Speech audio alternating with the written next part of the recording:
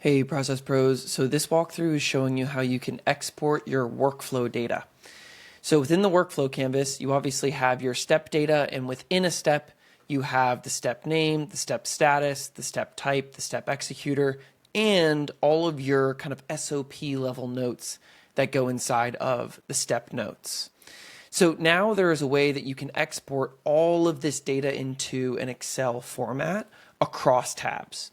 So the way that you do that is you come to the settings gear for a specific workspace. So you have to be inside of a specific workspace, come to the settings gear, and you'll see there's a new tab called data.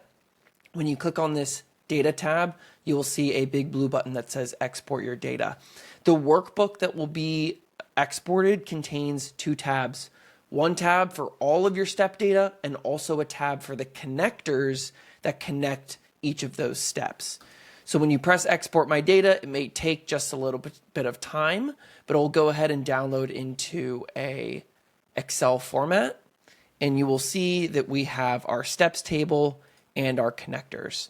And one thing to note here is that we've included the name of the tab that the specific step lives on, the name of the section that the step lives on, the name of the step, and the notes here, as well as the tool that's assigned to the specific step.